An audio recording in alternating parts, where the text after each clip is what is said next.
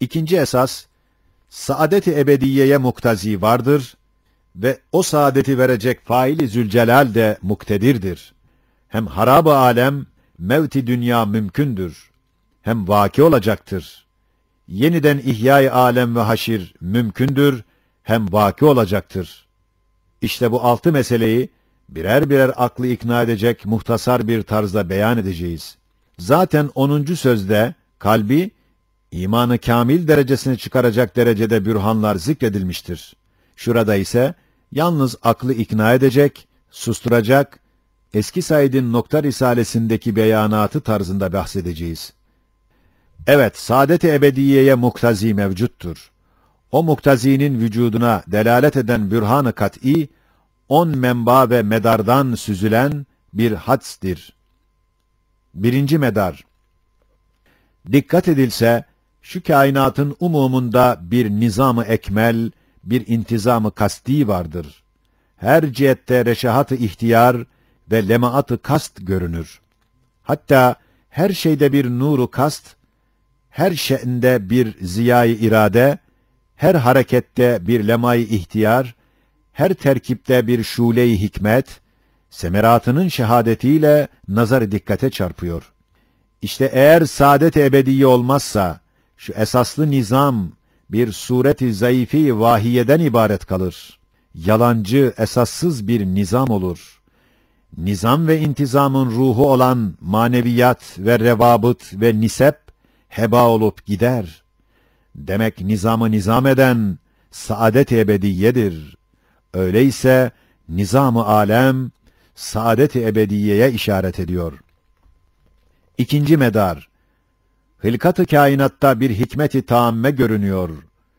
Evet, inayet-i ezeliyenin timsali olan hikmet-i ilahiye, kainatın umumunda gösterdiği maslahatların riayeti ve hikmetlerin iltizamı lisanı ile saadet-i ebediyeyi ilan eder. Çünkü saadet-i ebediye olmazsa, şu kainatta bilbedahe sabit olan hikmetleri, faydeleri, mükabere ile inkar etmek lazım gelir. 10. sözün 10. hakikati, bu hakikati güneş gibi gösterdiğinden, ona iktifaen burada ihtisar ederiz. 3. medar.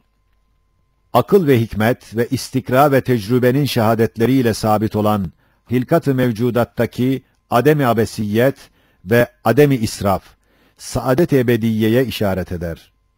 Fıtratta israf ve hilkatte abesiyet olmadığına delil, Sani Zülcelal'in her şeyin hilkatinde en kısa yolu ve en yakın ciheti ve en hafif sureti ve en güzel keyfiyeti ihtiyar ve intihab etmesidir. Ve bazen bir şeyi 100 vazife ile tavzif etmesidir. Ve bir ince şeye 1000 meyve ve gayeleri takmasıdır. Madem israf yok ve abesiyet olmaz, elbette saadeti ebediye olacaktır. Çünkü dönmemek üzere adem, her şeyi abes eder, her şey israf olur. Umum fıtratta, ez cümle insanda, fenni menafiül aza şehadetiyle sabit olan adem-i israf gösteriyor ki, insanda olan hadsiz istidadat-ı maneviye ve nihayetsiz amal ve efkar ve muyulat dahi israf edilmeyecektir. Öyleyse, insandaki o esaslı meyl-i tekemmül, bir kemalin vücudunu gösterir ve o meyl-i saadet-i ebediyeye namzet olduğunu kat'î olarak ilan eder.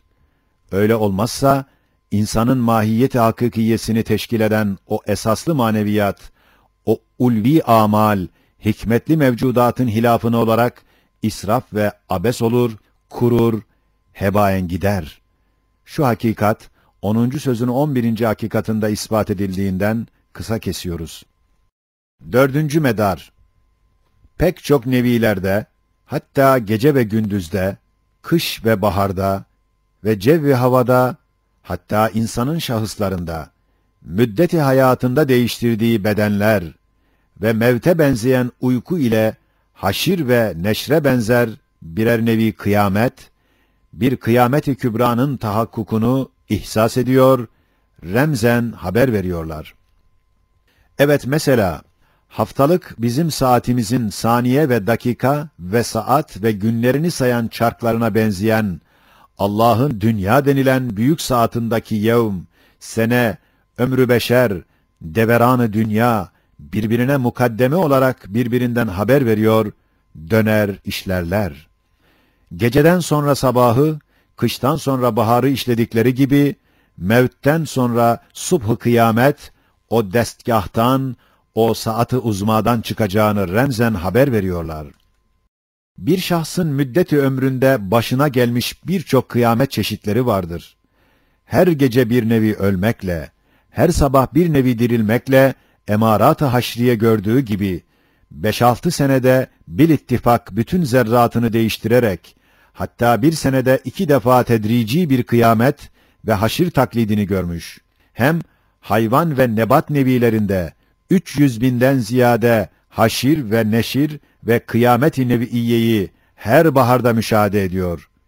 İşte bu kadar emarat ve işaret-i haşriye ve bu kadar alamat ve rumuzat-ı neşriye, elbette kıyamet-i kübranın tereşşuhatı hükmünde o haşre işaret ediyorlar. Bir sani hakim tarafından nevilerde böyle kıyamet-i nev'iyeyi, yani bütün nebatat köklerini ve bir kısım hayvanları aynen baharda ihya etmek ve yaprakları ve çiçekleri ve meyveleri gibi sair bir kısım şeyleri aynı ile değil, misliyle iade ederek bir nevi haşir ve neşir yapmak, her bir şahs-ı insanide, kıyameti umumiye içinde bir kıyameti şahsiyeye delil olabilir. Çünkü insanın bir tek şahsı, başkasının bir nevi hükmündedir. Zira fikir nuru, insanın amaline ve efkarına öyle bir genişlik vermiş ki, mazi ve müstakbeli ihata eder. Dünyayı dahi yutsa tok olmaz. Sair nevilerde fertlerin mahiyeti cüz'iyedir. Kıymeti şahsiyedir. Nazarı mahduttur. Kemali mahsurdur. Lezzeti ve elemi anidir. Beşerin ise mahiyeti ulviyedir. Kıymeti galiyedir. Nazarı âmdır. Kemali hadsizdir. Manevi lezzeti ve elemi kısmen daimidir.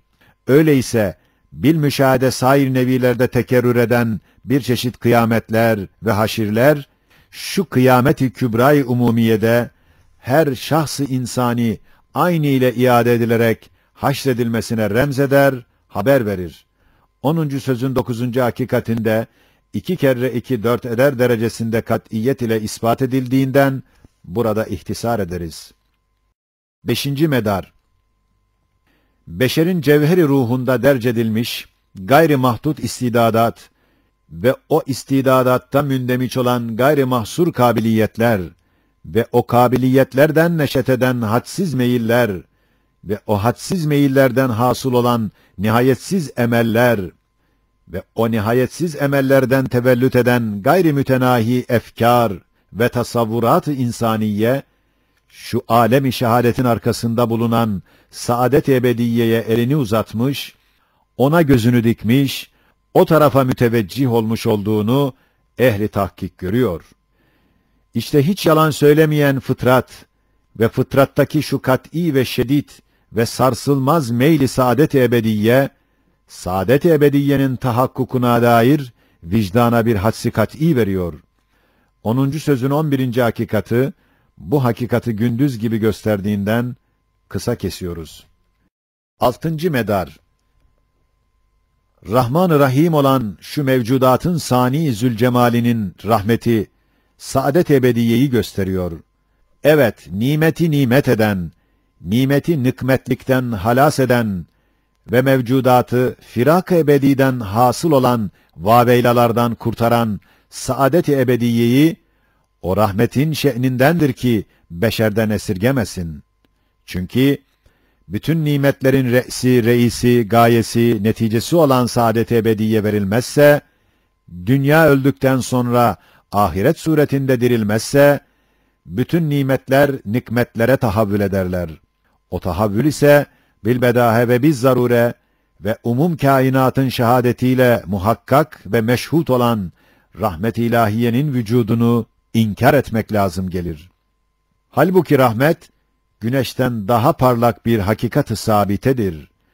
Bak rahmetin cilvelerinden ve latif asarından olan aşk ve şefkat ve akıl nimetlerine dikkat et. Eğer firak-ı ebedi ve hicran-ı layezaliye, hayat-ı insaniye incirar edeceğini farz etsen, görürsün ki o latif muhabbet en büyük bir musibet olur. O leziz şefkat en büyük bir illet olur. O nurani akıl en büyük bir bela olur. Demek rahmet, çünkü rahmettir, hicran-ı ebediyi, muhabbet-i hakikiyeye karşı çıkaramaz.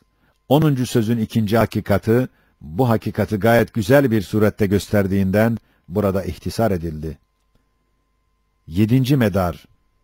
Şu kainatta görünen ve bilinen bütün letaif, bütün mehasin, bütün kemalat, bütün incizabat, bütün iştiyakat, bütün terahhumat, birer manadır, birer mazmundur, birer kelime-i maneviyedir ki, şu kainatın Sani Zülcelal'inin lütuf ve merhametinin tecelliyatını, ihsan ve kereminin cilvelerini bizzarure, bilbedahe kalbe gösterir, aklın gözüne sokuyor. Madem şu alemde bir hakikat vardır, bilbedahe hakiki rahmet vardır, madem hakiki rahmet vardır, saadet-i ebediye olacaktır. 10. sözün 4. hakikati, 2. hakikati ile beraber şu hakikati gündüz gibi aydınlatmıştır. 8. medar. İnsanın fıtrat-ı zişuru olan vicdanı, saadet-i ebediyeye bakar, gösterir. Evet, kim kendi uyanık vicdanını dinlerse, ebed sesini işitecektir. Bütün kainat o vicdana verilse, ebede karşı olan ihtiyacının yerini dolduramaz. Demek o vicdan, o ebed için mahluktur. Demek bu vicdani olan incizap ve cezbe, bir gaye-i hakikiyenin ve bir hakikat-ı cazibedarın yalnız cezbiyle olabilir. 10. sözün 11. hakikatının hatimesi bu hakikati göstermiştir. 9. medar. Sadık, masduk, musaddak olan Muhammed-i Arabi aleyhissalatu vesselam'ın ihbarıdır. Evet, o zatın aleyhissalatu vesselam sözleri, saadet-i ebediyenin kapılarını açmıştır ve onun aleyhissalatu vesselam kelamları, saadet-i ebediyeye karşı birer penceredir. Zaten bütün enbiyanın aleyhisselam icmağını ve bütün evliyanın tevatürünü elinde tutmuş, bütün kuvvetiyle bütün davaları, tevhid-i ilahiden sonra şu haşir ve saadet noktasında temerküz ediyor. Acaba şu kuvveti sarsacak bir şey var mıdır? 10. sözün 12. hakikati, şu hakikati pek zahir bir surette göstermiştir. 10. medar. 13 asırda 7 vecihle icazını muhafaza eden ve 25. sözde ispat edildiği üzere 40 adet enva-ı icaziyle mucize olan Kur'an-ı Mucizül Beyan'ın ihbarat-ı kat'iyesidir. Evet, o Kur'an'ın nefsi ihbarı, haşr-ı cismaninin keşşafıdır ve şu tılsım-ı mulak-ı alemin ve şu remzi hikmet-i kainatın miftahıdır. Hem o Kur'an-ı Mucizül Beyan'ın tazammun ettiği ve mükerreren tefekküre emredip nazara vaz eylediği berahin-i akliye-i kat'iye binlerdir. Ez cümle bir kıyas-ı temsiliyi tazammun eden وَقَدْ خَلَقَكُمْ اَطْوَارًا ve قُلْ يُحْيِيهَا الَّذ۪ي اَنْشَأَهَا اَوَّلَ مَرَّةٍ ve bir delil adalete işaret eden وَمَا رَبُّكَ بِظَلَّامٍ لِلْعَب۪يدِ gibi pek çok ayat ile haşr-ı cismanideki saadet-i ebediyeyi gösterecek pek çok dürbünleri nazar-ı beşerin dikkatine vaz etmiştir. Kur'an'ın sair ayetler ile izah ettiği şu: وَقَدْ خَلَقَكُمْ اَطْوَارًا وَقُلْ يُحْيِيهَا الَّذ۪ي اَنْشَأَهَا اَوَّلَ مَرَّةٍ deki kıyas-ı temsilinin hülasasını Nokta Risalesinde şöyle beyan etmişiz ki, vücudu insan tabırdan tabıra geçtikçe acip ve muntazam inkılaplar geçiriyor. Nutfeden alakaya, alakadan mudgaya, mudgadan azm ve lahme, azım ve lahimden halk-ı cedide, yani insan suretine inkılabı, gayet dakik düsturlara tabidir. O tavırların her birisinin öyle kavanini mahsusa ve öyle nizamat-ı muayyene ve öyle harekat-ı muttarideleri vardır ki, cam gibi altında bir kast, bir irade, bir ihtiyar, bir hikmetin cilvelerini gösterir. İşte şu tarzda o vücudu yapan Sani Hakim, her sene bir libas gibi o vücudu değiştirir. O vücudun değiştirilmesi ve bekası için inhilal eden eczaların yerini dolduracak, çalışacak yeni zerrelerin gelmesi için bir terkibe muhtaçtır. İşte o beden hücreleri muntazam bir kanunu ilahi ile yıkıldığından, yine muntazam bir kanunu Rabbani ile tamir etmek için rızık namıyla bir maddi latifeyi ister ki, o beden uzuvlarının ayrı ayrı hacetleri nispetinde Rezzak-ı hakiki bir kanunu mahsus ile taksim ve tevzi ediyor. Şimdi o Rezzak-ı Hakîm'in gönderdiği o maddi latifenin etvarına bak. Göreceksin ki o maddenin zerratı bir kafile gibi küre-i havada, toprakta, suda dağılmış iken, birden hareket emrini almışlar gibi bir hareketi kastiyi işmam eden bir keyfiyet ile toplanıyorlar. Güya onlardan her bir zerre bir vazifeyle bir muayyen mekana gitmek için memurdur gibi gayet muntazam toplanıyorlar. Hem gidişatından görünüyor ki bir faili muhtarın bir kanunu mahsusi ile sevk edilip cemaat aleminden mevalide, yani zihayat alemine girerler.